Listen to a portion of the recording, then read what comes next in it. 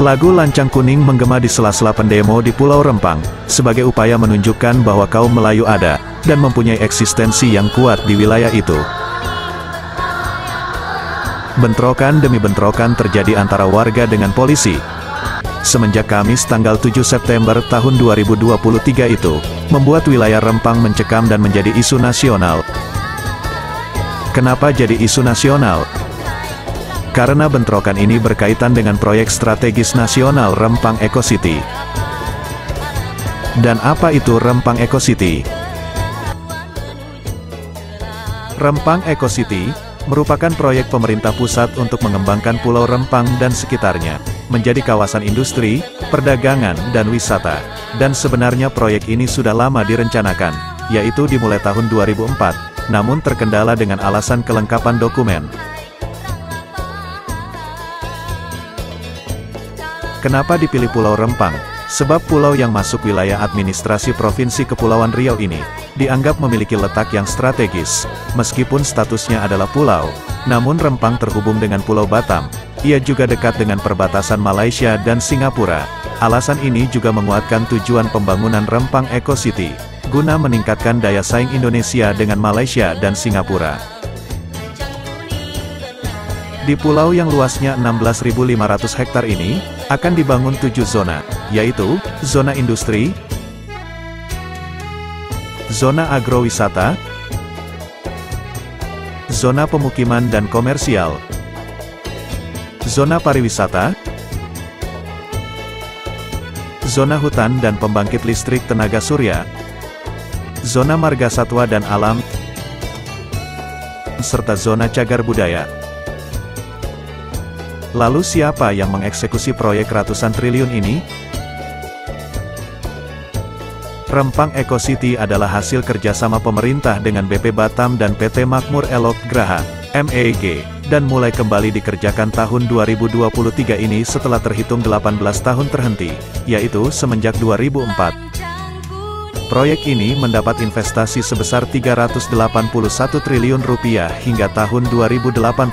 Bahkan disebutkan bakal dibangun industri pabrik kaca dan solar panel terbesar kedua di dunia. Pengembangan Pulau Rempang mulai diaktifkan lagi, setelah ada gelontoran investasi dari produsen kaca terkemuka asal China, Xinyi Group. Perusahaan itu berkomitmen berinvestasi 175 triliun rupiah, untuk membangun fasilitas hilirisasi pasir kuarsa dan pasir silika, serta ekosistem rantai pasok industri kaca dan kaca panel surya. Bahkan penandatanganan perjanjian ini disaksikan oleh Presiden RI, Joko Widodo, dan Presiden Republik Rakyat Tiongkok, RRT, Xi Jinping. Menurut keterangan, proyek ini diprediksi mampu menyerap 306.000 tenaga kerja selama pengembangan kawasan hingga 2080. Hari ini Bapak Presiden menyaksikan penandatanganan MOU antar pemerintah Indonesia dengan perusahaan yang namanya Xinyi. Xinyi ini perusahaan terbesar di dunia, pemain kaca. Market share-nya 20% lebih, kurang lebih sekitar 26% market share dari perusahaan ini. Dan ke depan, perusahaan ini telah berkomitmen untuk membangun industrinya di kawasan Batam, Rempang. Kenapa jalur relokasi ditempuh?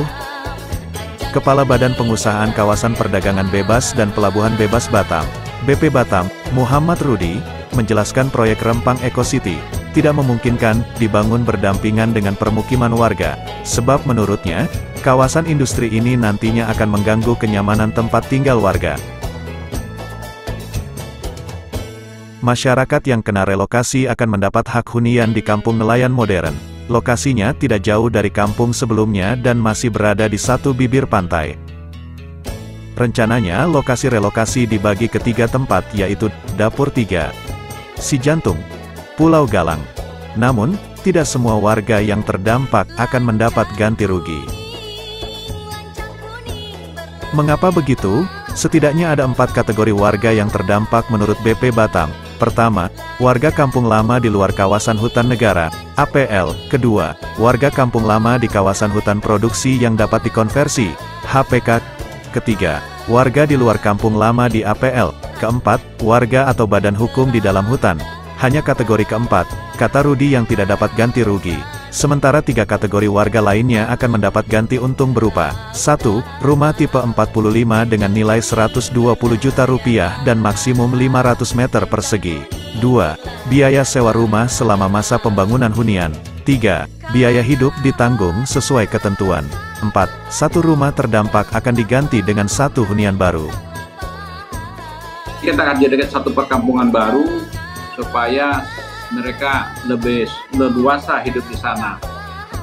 Kehidupan sana adalah nelayan, khususnya pertanian juga ada, perkebunan juga ada, tapi kita anggap yang besar adalah nelayan. Maka di kampung baru yang mau kita bangun, kita akan siapkan pelabuhan dan bibir pantainya akan kita siapkan untuk tambat sampan mereka semua. Maka rumah tidak kita bangun lagi di pesisir atau bibir pantai, tapi kita bangun agak lebih ke darat sehingga pantai atau bibir pantainya bisa digunakan secara bersama oleh warga yang akan dihijrahkan ke sana. Kepala BP Batam pun menegaskan bahwa selama relokasi, setiap orang dalam 1 KK akan memperoleh Rp1.034.636 untuk biaya hidup dan fasilitas hunian sementara. Rudi mengklaim, pihaknya akan menyediakan layanan kesehatan, keamanan, fasilitas pendidikan, olahraga, tempat ibadah hingga dermaga.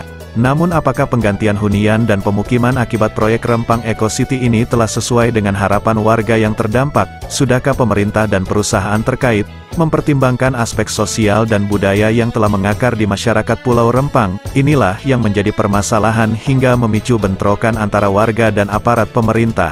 Di sisi lain, apakah benar tudingan bahwa pemicu bentrokan itu ditunggangi dengan kepentingan asing? Perlu ditelisik secara teliti.